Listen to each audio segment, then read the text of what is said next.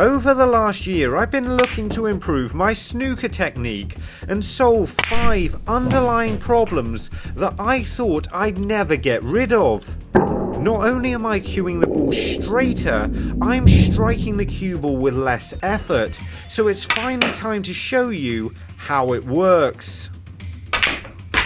The first problem I've highlighted involves power shots.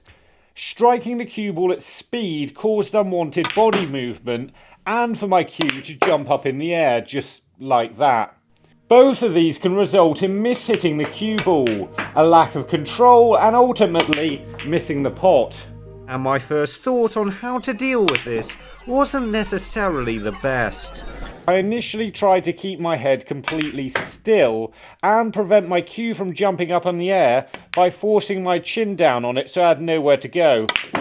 Yeah, that didn't work. After this, I actually did some proper research and came up with a surprising solution that miraculously solved every problem.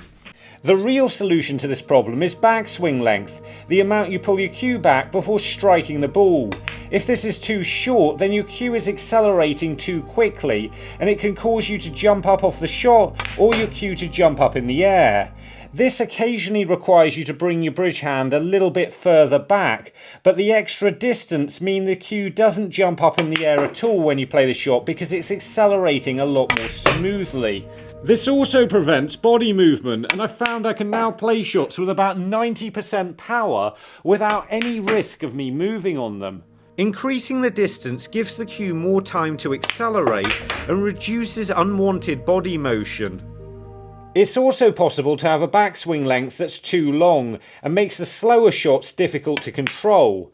But as a general rule, if your cue's jumping up in the air or you're moving on the shot and you can't prevent this, then I'd say try a longer backswing. The second problem I wanted to highlight was reading the angles. Sometimes I was getting this ever so slightly wrong and I kept doing it repeatedly. This just means not lining up to the right part of the object ball, so when you play the shot, even if you cue it correctly, you're still going to miss.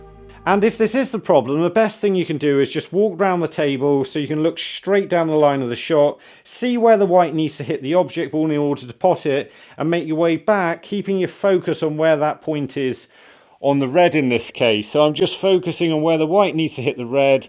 It hasn't changed since I had looked down the line of the shot, and I know if I cue it straight, the red's going to enter the pocket. I picked this up from the Rocket method, which just happens to be today's sponsor. As we've reached the World Championships, I've got a special offer for you that includes a full 30% off Ronnie O'Sullivan's Snooker Masterclass. 12 hours of coaching from Ronnie O'Sullivan himself.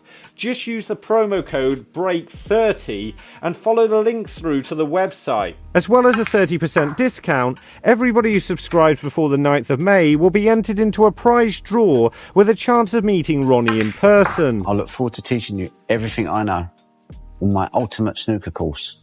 Looking along the line of the shot obviously isn't a complete solution to the problem, because you do still need to see the right place on the object ball, but it makes you slightly more likely to get it right, so it's a partial solution at least. Another problem I've highlighted is awkward shots you really don't like the look of, and I found I kept tensing up on these shots and I wasn't able to cue through the ball properly, especially when you're feeling the pressure to pot the ball, so you wouldn't think you'd be able to do anything about this. But you'd be wrong, because I genuinely believe this uncomfortable feeling is down to the wrist action or a lack of a wrist action on each individual shot.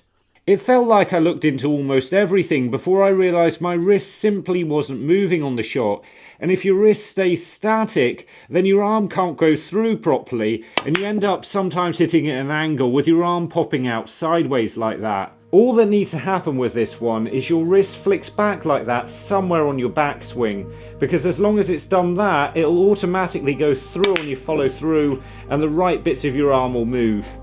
The next problem is not quite lining the shot up properly when you initially get down on it, causing a very slight error when you play the shot.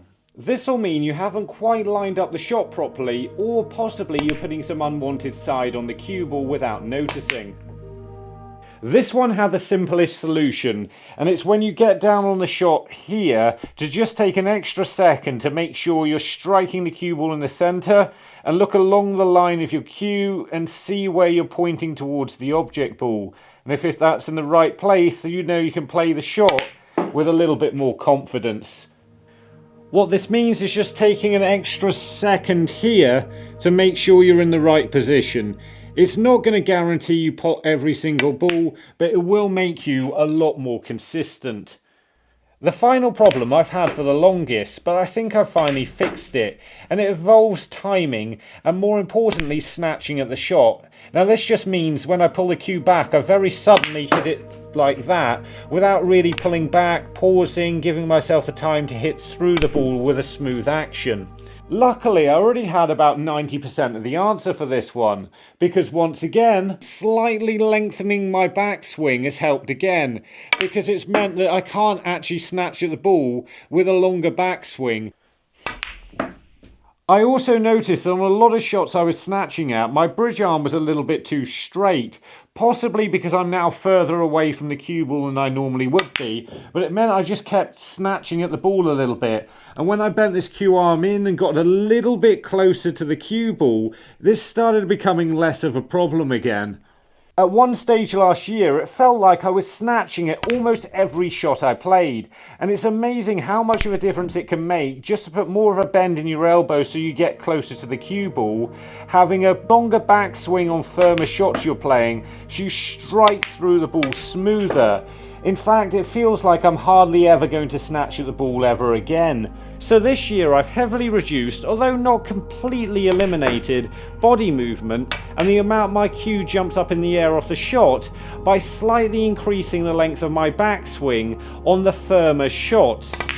I found the right angle more consistently by looking along the lines of the shots I don't like the look of and keep fixating on this point till I get back to the cue ball.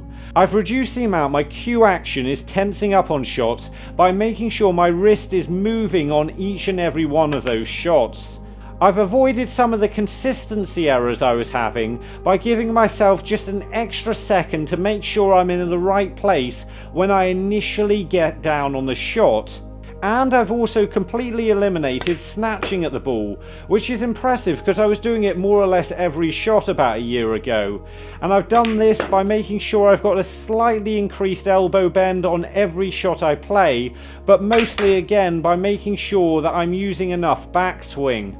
If you want to know how I discovered these problems in the first place, then have a look at this video, and the other video shows you what I did about these problems on the previous year. And remember, don't just watch, play, and make the commitment to becoming a better player by subscribing to the channel, and visit the website for the Rocket Method. See you later.